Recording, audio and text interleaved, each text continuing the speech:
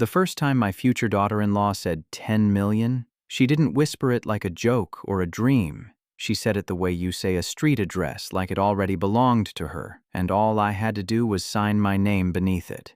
We were sitting in this private room at La Pergola, the kind of place where the napkins feel like ironed shirts, and the water comes in a bottle like it has a resume. My son Ethan had picked it, probably because he thought it looked like the life he was about to step into and because he wanted me to see him there and think, yeah, my kid made it. I wore the only blazer I still owned, the one from my wife's funeral, and I kept tugging at the sleeves like I was trying to pull myself back into some version of a man who knew how to belong in rooms like that. Sloane had on a white dress that wasn't bridal but was definitely practicing, and she smiled at me like she was being generous with her time. Her eyes were bright and sharp and calm in a way that made you feel like you were always the one moving too fast. When the waiter left, Ethan leaned forward, a little flushed, and said, "Dad, we're doing it. We're setting the date." I felt that surge you get when your kid is happy. That simple animal relief that maybe you did enough. Maybe you didn't ruin him. I reached across the table and squeezed his hand, and I started saying something about his mom, about how she would have been over the moon, and then Sloane cut in, sweet as iced tea, and said, "We want your blessing, of course, and your support, because family is everything." I nodded, because that's what you do, and I said, "You've got it. You're my son. Whatever you need, you tell me." She didn't even wait for the warmth to settle. She set her glass down carefully, like punctuation, and said, "There is one thing we need."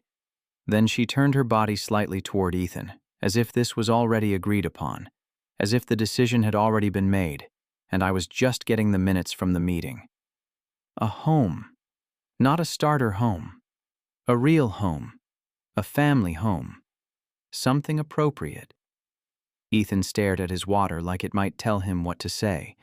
I could see him deciding whether to help her or hide behind her, which is the first thing I learned about that engagement.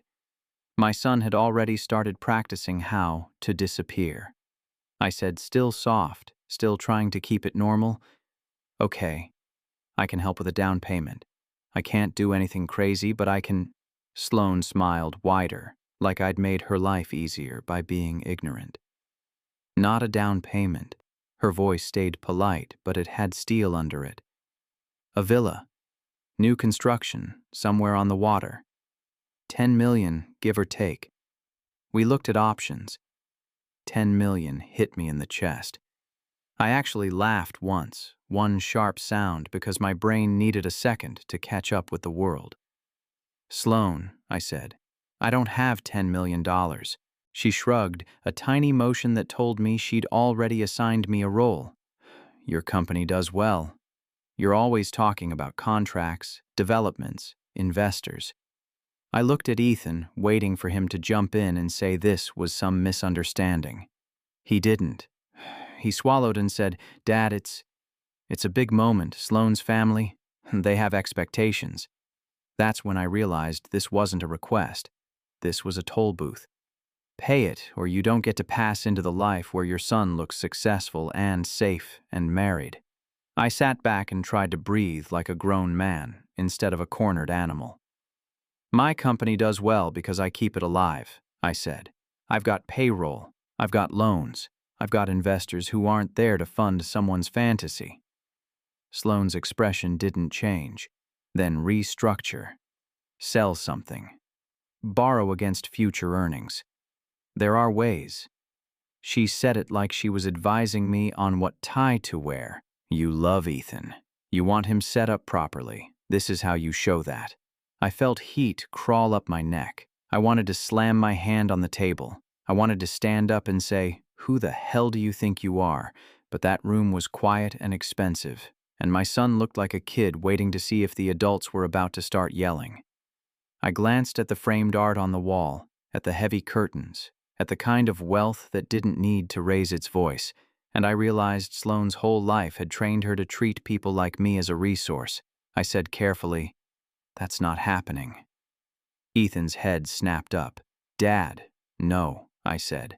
"I'm not buying a $10 million villa as a wedding requirement. That's not love. That's extortion dressed up in lace. Sloane's smile finally slipped, just for a second, and the look underneath wasn't hurt. It was annoyed, like a plan had hit a pothole. "If you can't support your son," she said, voice still quiet, "then we have to reconsider what kind of family we're building into." Ethan's face went pale. "Sloane, please." She turned to him and softened instantly, and watching that switch flip made my stomach drop. "Baby," she murmured, "I want what's best for us. You deserve stability. You deserve a life that matches your potential. I'm not asking for something unreasonable." I wanted to reach across the table and grab my son by the collar and tell him to wake up. But the thing about being a father to a grown man is you can't drag him out of his own decisions. You can only stand at the edge and hope he hears you before the water gets deep.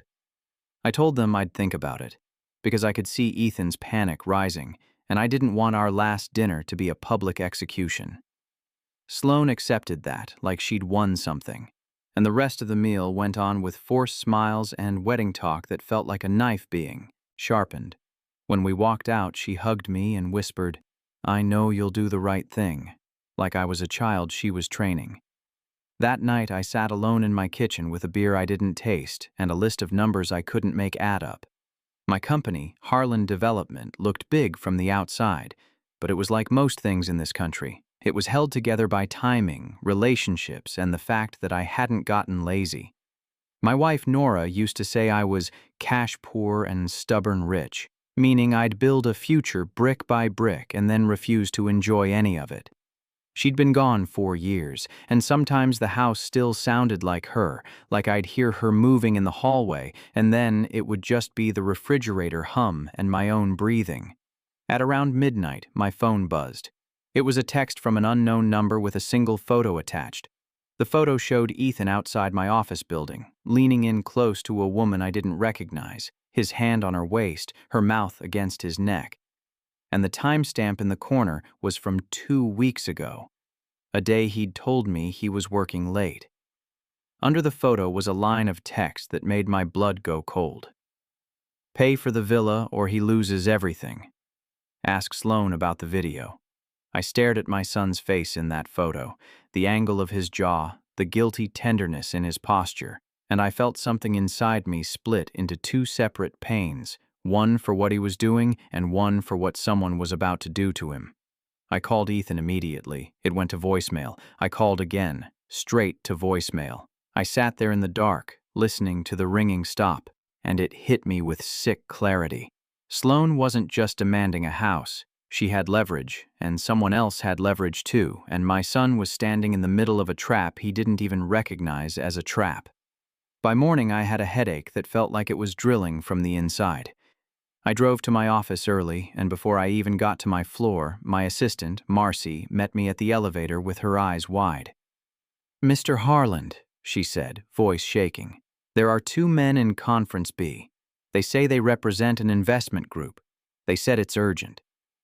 I walked in, and 2 men in dark suits stood up like they'd rehearsed the moment. One of them smiled like he'd been waiting for me to be afraid. "Mr. Harland," he said, "we should talk about your son's upcoming marriage and the real estate purchase that needs to happen before that date." That was the moment I understood how big the problem was and how little time I had before my son's life got traded like a chip on a table I hadn't agreed to sit at. I went home that night and found Ethan on my porch, eyes red, hands shaking, looking smaller than he'd looked in years. He didn't step inside. He just said, "Dad, I messed up." And before I could answer, he added, "Sloane says, if you don't do this, she'll ruin me." I wanted to pull him in and protect him, but all I could see was the photo, the text, the men in suits, the word video like a match near gasoline. I asked as calmly as I could, "What video, Ethan?" He started crying, the quiet kind of crying that makes a man look ashamed of his own humanity, and he said, I think Sloane set me up." That was the end of my old life. That was the moment the ground shifted. And even before I knew the full story, I felt the first real loss. Not money, not pride, but but the realization that my son had been lonely enough and hungry enough for approval that he'd walked into something that smelled wrong and called it love. The next few weeks felt like living inside a tightening fist. Every day brought a new pressure point, a new reminder that somebody had decided my family was a profitable problem. Ethan moved back into my house without officially saying he moved back. He slept in his old room, the one with the faded college pennants and the closet that still smelled like cheap cologne, and he spent most of his time staring at his phone like it might explode. When I asked him what exactly Sloan had on him, he kept dodging, and then one night he finally told me the version he could live with, saying out loud. He said he'd met Sloan at a charity gala. Of course he did, because she moved through those rooms like she was born under chandeliers, and she'd made him feel chosen. He said she'd listened when he talked about his work, laughed at his jokes, remembered details, made him feel like he wasn't just the builder's son. Then she introduced him to friends, to opportunities, to a life that looked glossy enough to hide its rot. He said one night early on she took him to a penthouse party, told him to relax, told him to stop being so Midwestern about everything, and later a woman he barely knew pulled him into a bedroom, and he was drunk and confused and flattered, and he made a mistake that would have been just a mistake if someone hadn't filmed it. He didn't call it assault. He didn't call it entrapment. He called it, I messed up. Because men are trained to blame themselves before they're allowed to feel like victims. And the part that made me want to put my fist through a wall was this. He said Sloan wasn't surprised when the threat started. She'd already told him casually that the wealthy protect their interests, that reputations were assets, and that I'd make it right because I'd do anything for him. The first enemy I saw clearly was Sloan, but she wasn't alone. The text message, the men in suits, the investment group, those were the real hands around the throat. I tried to do what I've always done when there's a problem. I tried to solve it like a project. I called a lawyer I trusted, a guy named Len Russo who'd helped me through zoning battles and contract disputes for years. Len met me in his office, listened without interrupting, and then leaned back and said, "You're not dealing with a wedding demand. You're dealing with coercion, possibly a criminal enterprise." That should have comforted me, because it meant there were rules somewhere, and rules mean you can win. But Len's next words killed that hope. "They're not stupid," he said. "They'll keep it just shy of a prosecutable threat, and they'll use your son's shame to keep him quiet. Even if we go to the police, it becomes public. It becomes messy. Your son becomes a headline." So I tried another angle. I tried to talk to Sloan like she was still a human being who could be reasoned with. I invited her to coffee at a quiet place. No audience, no Ethan, just me and her. She came in sunglasses like a celebrity, sat down like she owned the table, and acted like we were discussing flower arrangements. I said, "You're hurting him." She tilted her head. "I'm asking for security." I said, $10 million is not security, it's a ransom." She took off her sunglasses, and her eyes were flat. "Don't make this personal," she said. "This is family planning. Ethan is marrying into a level of expectation. If you can't support that, it reflects on him. It reflects on me. And honestly, Mr. Harland, I assumed you'd want your son positioned properly. You built a company. You understand investments." I leaned in. "Who are the men in suits?" She didn't blink. "I have advisors." I said, "Who has the video?" That was the first crack. Her jaw tightened. Then she smiled again, slow, practiced. "Ethan told you." I said, "Answer the question." She picked up her cup, sipped, and said, "You're a practical man. You know what reputations cost. I'm offering you a simple transaction." I felt myself shaking with anger. "You're not offering," I said. "You're threatening." Her voice stayed calm. "Call it whatever helps you sleep," she said. "But the outcome is the same. Villa, wedding, future. Or no villa, no wedding, and a scandal that destroys your son's career before he's even started." When I stood up, she didn't flinch. She looked up at me and said almost gently, "You should think about what your wife would want." That did it. That took it from business to blood. She didn't know Nora.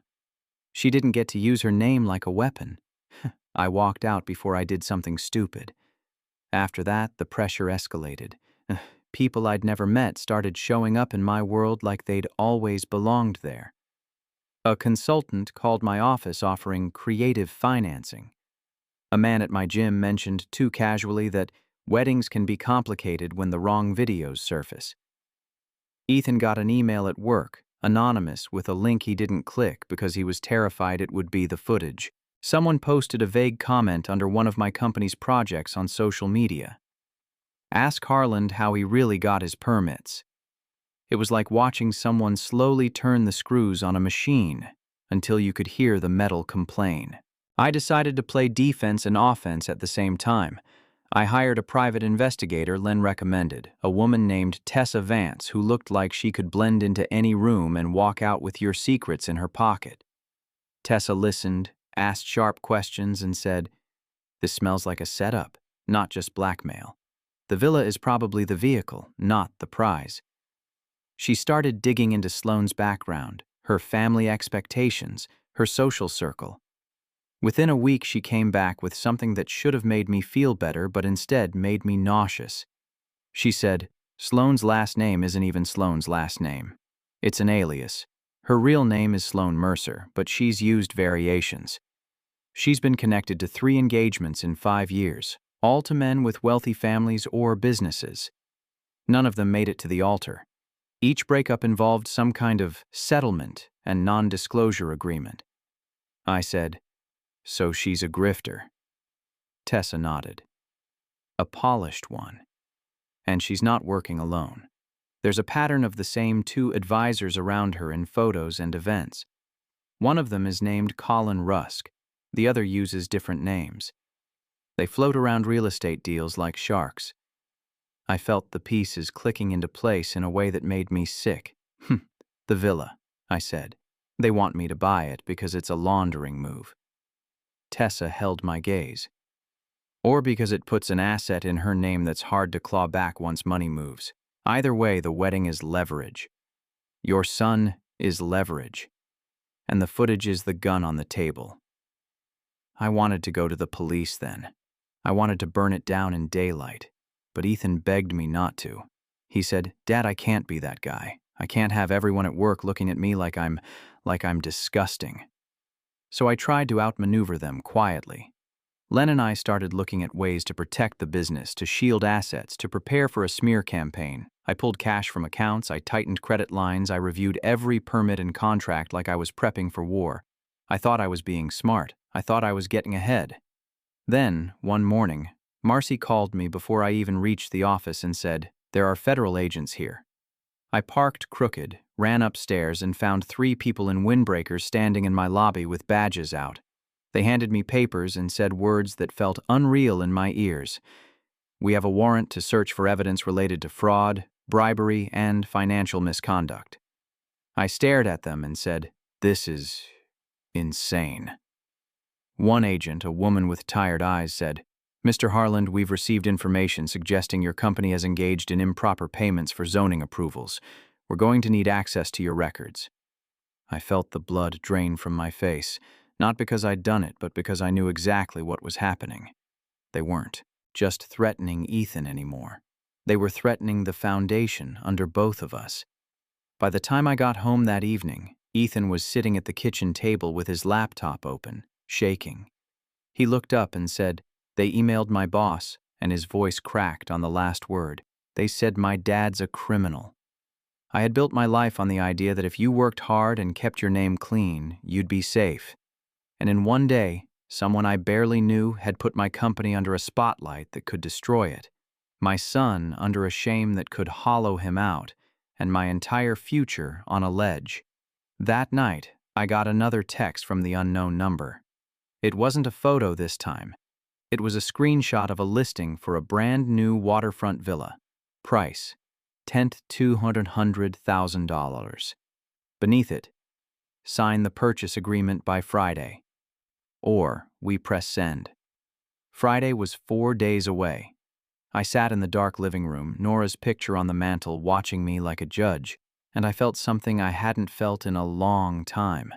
Not just fear, but hopelessness.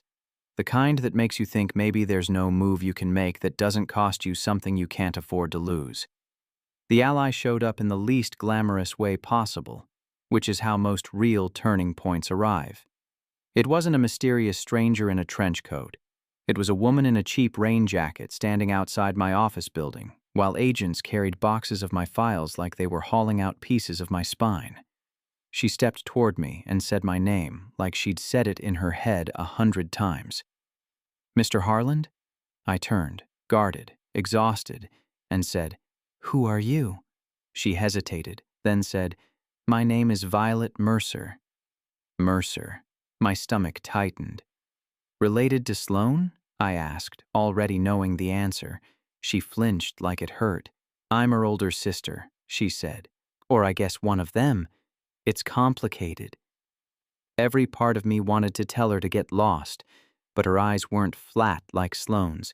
Her eyes were frantic and human.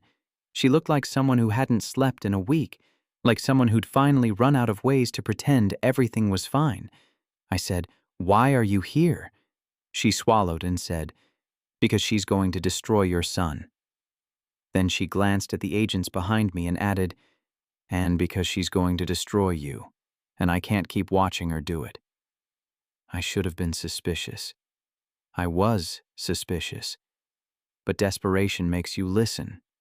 I took her to a diner down the street, the kind of place where the coffee tastes like burned regret, and we sat in a booth while rain streaked the windows. She told me a story that made my skin crawl because it was so ordinary in its evil. She said Sloan had been like this since they were teenagers, always hunting for an angle, always treating people like ladders. She said their mother had taught them to worship appearances and blame everyone else when the bill came due. She said Sloan got good at finding men who wanted to feel special. Men with money. Men with families who could be pressured. Violet said she'd tried to pull Sloan back, tried to warn people, but every time she spoke up, Sloan would threaten to ruin her, to expose things, to cut her off from the family. I said, "And now you've grown a conscience?" Her face tightened. "I've always had one," she said quietly. "I just didn't have the courage to use it." Then she leaned forward and lowered her voice. "The villa isn't for her. It's for Colin Rusk. He's the one running it." That name again. Tessa had mentioned him. I stared at Violet and said, "Explain." Violet took a breath and said, "Colin finds properties. He has relationships with developers who will inflate values, move money through shell companies. Sloan is the face, the bride, the sweet story, the family tie. They get someone like you to buy an asset at a price that makes no sense. Then the asset gets transferred, refinanced, leveraged. Money moves. It looks clean because it's wedding-related." I felt my hands clench. "And the video?" Violet's eyes dropped.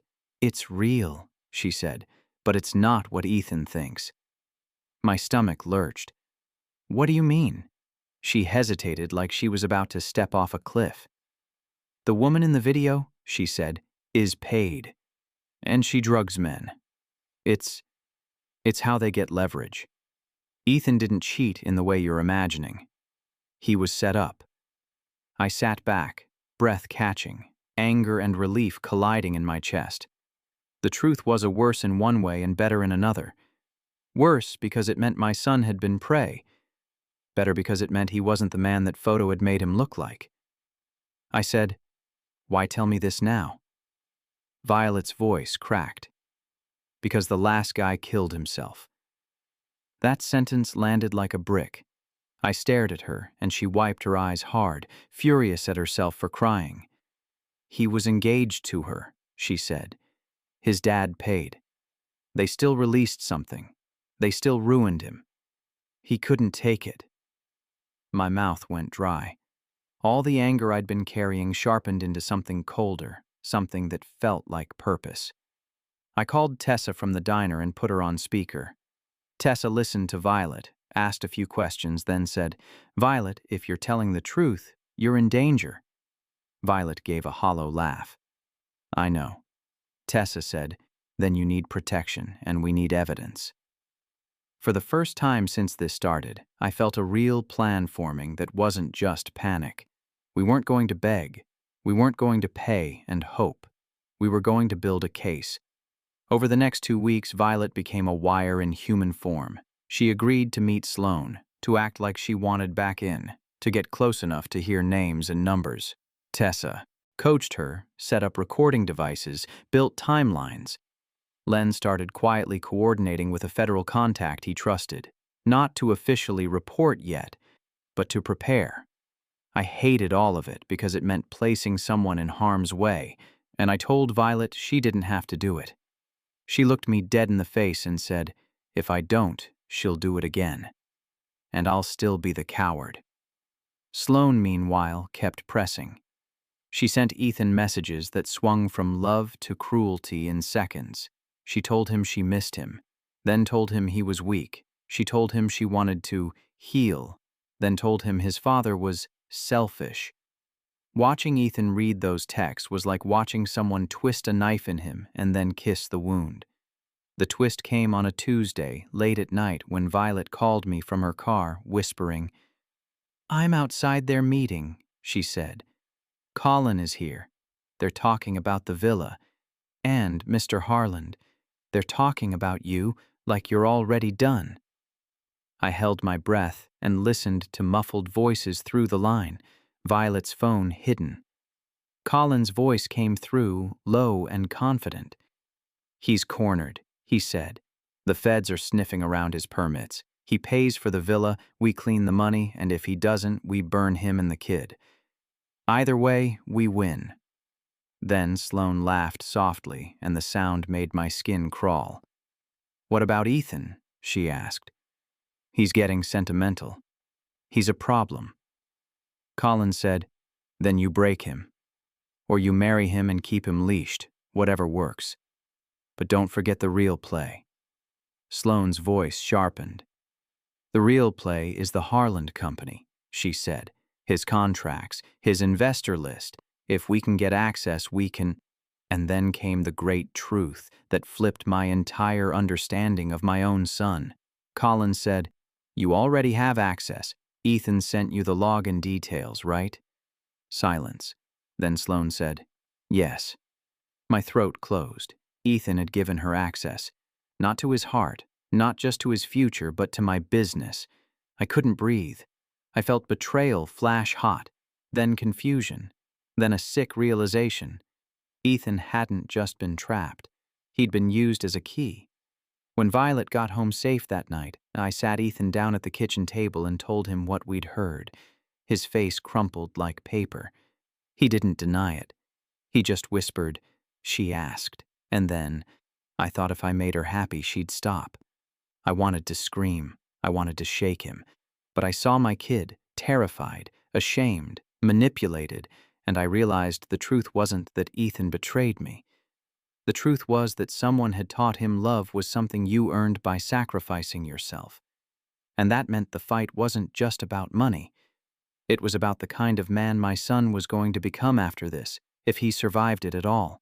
By the time we were ready to move, everything already felt lost. My accounts were under review. My contracts were under suspicion. My son looked like he was aging in fast forward, and Sloane kept acting like she had all the time in the world because she believed we were too scared to do anything that might expose Ethan. Then the federal agent with tired eyes asked to meet me privately. She said her name was Agent Delgado, and she met me in a plain office where the chairs looked designed to discourage hope.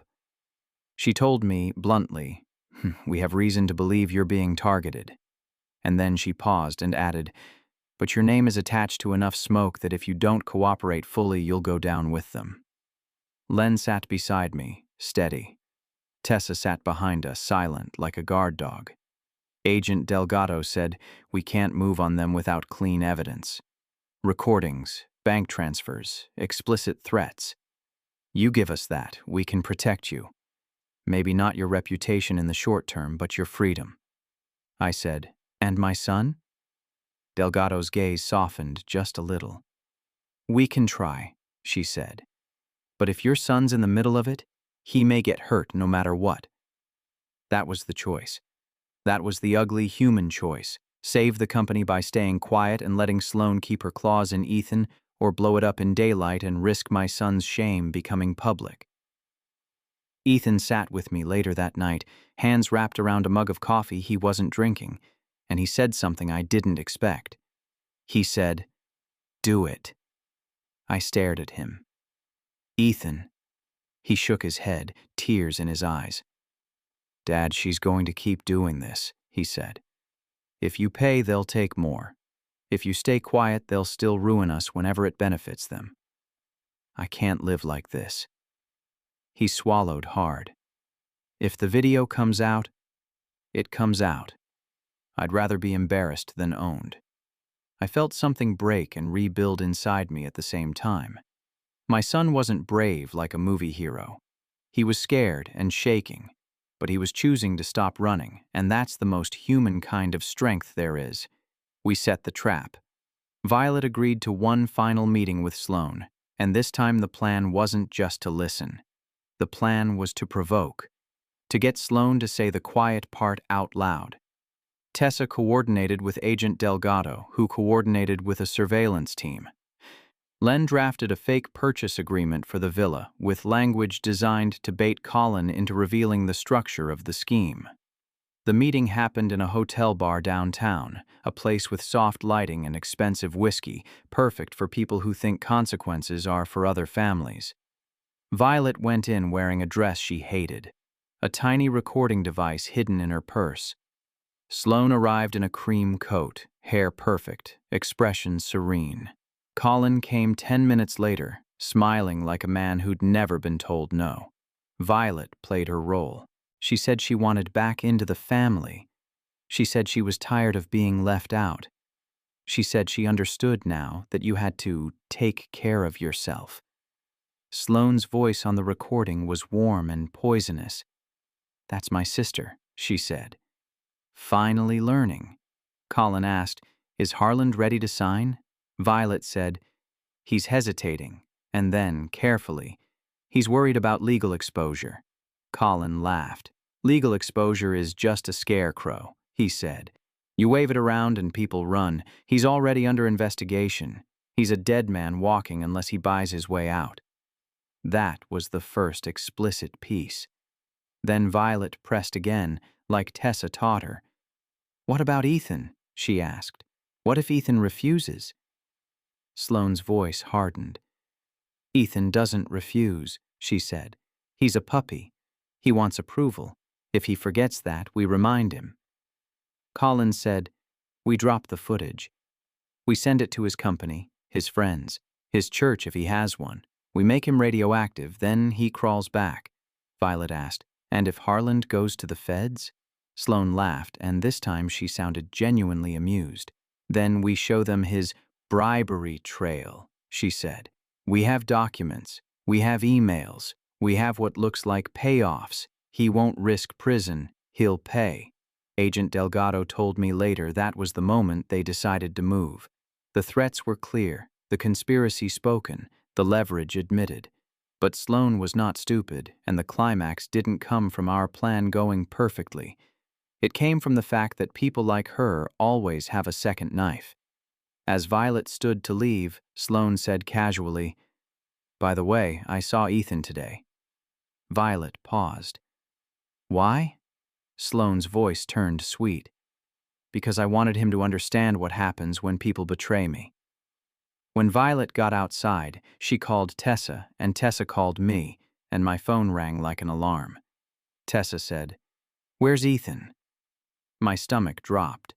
I drove home so fast my hands went numb on the wheel. When I burst into the house, Ethan wasn't there. His car was gone. On the kitchen counter there was a single envelope with my name on it. Inside was a key card to a hotel room and a note in Sloane's handwriting, "Come alone if you want him intact." Agent Delgado told me not to go. Len told me not to go. Tessa said, "This is what they do. Don't let them pull you off the chessboard." But that's the thing about being a father. Logic doesn't outrank love. Not when your kid might be bleeding somewhere. I went. I didn't go alone. Not really, because I'm not an idiot, but I went without a police convoy, without sirens. I drove to the hotel and took the elevator up, my heart hammering so hard I thought I might vomit. I swiped the key card and pushed the door open. Ethan was on the bed, hands tied, face bruised, eyes wide with shame and fear. Sloane stood near the window, calm as a painting. Colin was in a chair, legs crossed, looking bored. Sloane said, "Hello, Mr. Harland," like this was a dinner party. "We were worried you'd get stubborn." I kept my voice steady with sheer force. "Let him go." Colin smiled. "Sign the agreement," he said, tapping a folder on the table. "Wire the initial deposit, then he walks." I looked at my son, and he whispered, "Dad, don't." Sloane walked toward Ethan and put her hand on his cheek, almost tender. "See?" she murmured. "He cares. That's why he's easy." Then she looked at me. "You're going to do it," she said, "because you're not the kind of man who sacrifices his son for pride." And there it was, the all-or-nothing choice, the one that stripped away every strategy and left only the raw animal truth. If I played their game, I might save Ethan in that moment but lose him forever to their control. And if I refused, I might lose him outright. I took a step forward and said, "Okay." Sloane's eyes gleamed. Colin leaned forward. I pulled the folder toward me, and my hands shook as I opened it, and the room felt like it was holding its breath. Then I looked up at Colin and said, "Before I sign, I want one thing." Colin raised an eyebrow. "What?" I said. "I want you to tell me something. Man to man." And I let my voice carry the tired, defeated tone they expected. "How many families have you done this to?" Colin chuckled. "Enough," he said. I nodded slowly, like I was absorbing it, like I was surrendering. Then I said, "Say it again, clearly." And I watched his ego take the bait. He leaned back and said louder, "Enough. They pay or they burn." And at that exact moment, the door behind me blew open and Agent Delgado's team poured in, weapons drawn, shouting commands. Sloane's face flashed with something like panic for the first time, and Colin's smile vanished as if it had never existed. Sloane tried to run to the bathroom. Delgado's agent grabbed her arm and slammed her into the wall. Colin stood up with his hands raised, eyes darting like he was calculating which lie might still save him. Ethan started sobbing, half relief, half humiliation, and I went to him, untied his hands, and pulled him into my chest like he was 10 years old again. I felt his ribs shaking against me. Sloane looked at me over an agent's shoulder, her hair messy, her perfect face finely cracked, and she hissed, "You think you won?" I met her gaze and said quietly, "No, because winning doesn't feel like this. I think you're done." That was the climax. Not a victory parade, not a clean ending, just a room full of broken trust and the sharp, bitter taste of survival. The aftermath wasn't tidy. It never is. People want justice to look like a courtroom speech and a neat sentence, but most of the time it looks like paperwork and sleepless nights and the slow realization that damage doesn't reverse just because you exposed the person holding the match. Colin and Sloane were arrested, yes. There were charges: conspiracy, extortion, unlawful restraint, financial crimes, and Agent Delgado told me the recordings Violet got were gold. But the investigation into my company didn't evaporate just because I was a victim. The agents still dug through my contracts, they still interrogated my vendors, they still treated me like a man who might have been dirty even if he didn't know it. And the truth, the one that kept me awake, was that Colin and Sloane had created smoke that looked enough like fire to burn me anyway. They'd forged things, manipulated emails, planted documents that suggested bribery, and even though Len was confident we could disprove it, confidence doesn't stop headlines. The video, too, didn't disappear. Someone leaked a blurred clip online, not enough to show everything but enough to imply everything. Ethan's co-workers saw it. Friends saw it. Strangers saw it. The internet did what it always does. It turned a human being into a story people could throw rocks at. Ethan stopped going to work for a while. He stayed in my house, curtains drawn, phone off, walking around like a man whose skin no longer fit. One night I found him sitting on the back steps staring at the yard, and he said, "Dad, I feel disgusting." I sat beside him and said, "You feel that way because you're decent." And my voice cracked on the last word. "If you were like them, you wouldn't feel anything." Violet visited sometimes, carrying guilt like a second purse. She'd helped bring them down, but she was still their blood, and you could see the war inside her every time she said Sloane's name. One afternoon, she sat at my kitchen table and said, "She's going to blame you forever."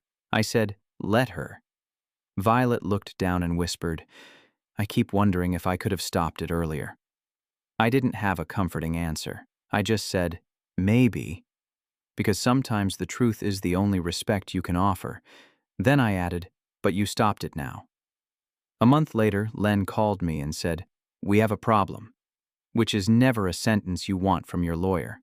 He told me that one of my investors, a man named Hartwell who'd always smiled too wide, had been quietly tied to Collins' shell companies.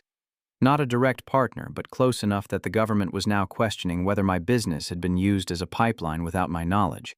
I felt the room tilt. "So what does that mean?" I asked. Len said, "It means you might be clean, but you're contaminated." The moral dilemma showed up in the form of Agent Delgado sitting across from me again, files stacked like bricks between us. She said, "We can make this easier for you." And her tone was not cruel, just practical. "If you cooperate fully against Hartwell, if you give us access to everything, if you help us build the bigger case." I said, "I already gave you everything." She shook her head. "Not everything," she said. "You still have relationships you haven't shared, calls you haven't mentioned, meetings you've minimized. I'm not accusing you, Mr. Harland. I'm telling you that the line between victim and participant gets blurry when money moves through your world." I thought about Hartwell, about how he'd funded projects that kept my people employed. I thought about the subcontractors who depended on me, the families who cashed checks with my company's name on them. I thought about what would happen if I burned down every connection just to prove my innocence. Delgado said, "Your son almost got destroyed," and she watched my face carefully.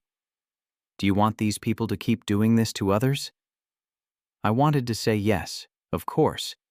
Burn them all. I wanted to be the clean hero. But real life doesn't hand you hero roles without making you pay.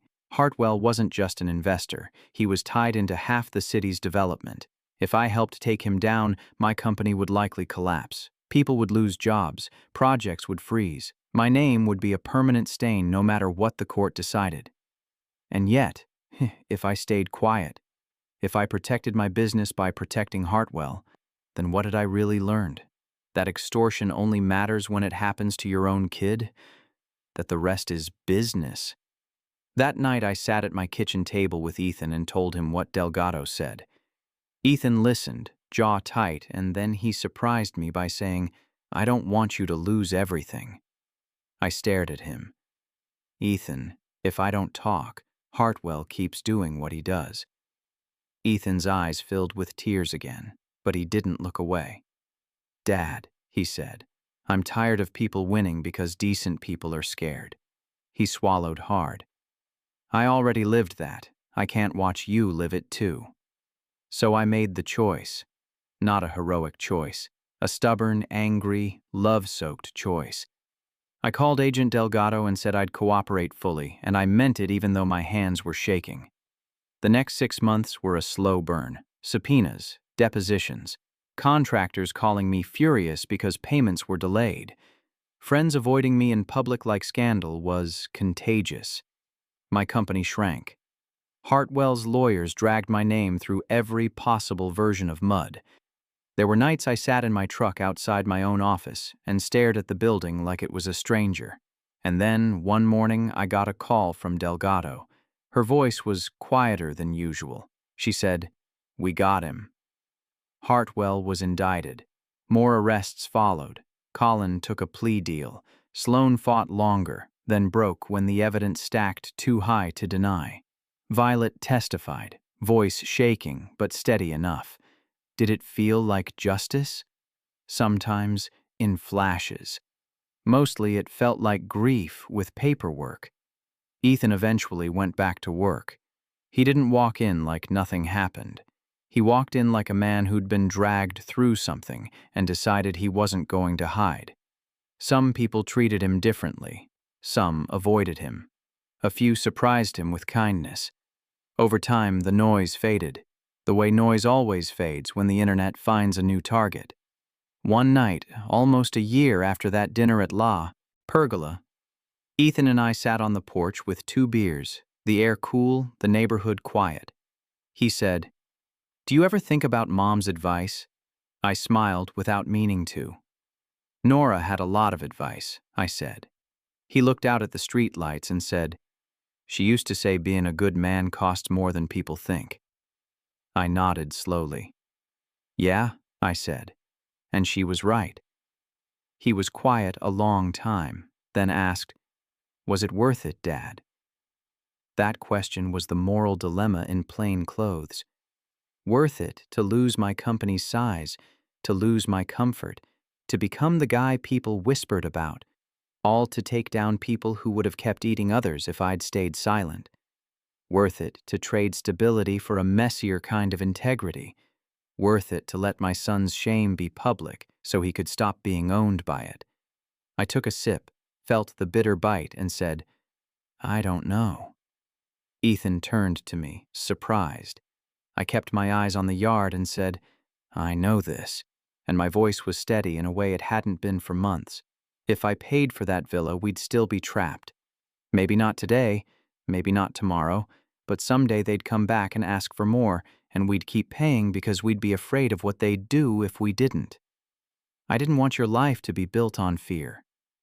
Ethan nodded, jaw tight. Neither did I. I set my bottle down and said, "But I also know people lost jobs when my contracts froze. People who did nothing wrong. People who have kids." I exhaled. "So I don't get to call myself a hero. I made a choice between harms." Ethan's eyes were wet again. He said, "Maybe that's all anyone ever does." I looked at him then, really looked at him, and saw a man who'd been shattered and was still standing. I said, "Maybe." We sat there until the porch light pulled moths out of the dark, until the world felt normal again in small ways. And then Ethan said quietly, "If I ever get married, I want it to be because someone loves me, not because they want a deed." I laughed, soft and tired, and said, "Good standard." The open ending is this. I don't know what Ethan will become from what happened, and I don't know what I will rebuild, and I don't know if integrity actually protects you or if it just lets you sleep at night while the world stays dirty anyway. I only know that when someone tried to put a price tag on my son and call it love, I finally understood what my wife meant all those years ago, and the understanding didn't feel noble. It felt like a bruise you press on to remind yourself you're alive. And if you ask me what I'd do if I could go back, if I'd choose the quiet path, the one where my company stays big and my name stays clean and my son's shame stays hidden, I honestly don't know if I could live with myself either way.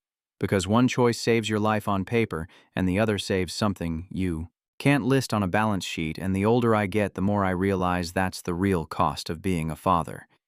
You don't just give your kids what you can, you give them what you are, and you spend the rest of your life wondering whether it was enough.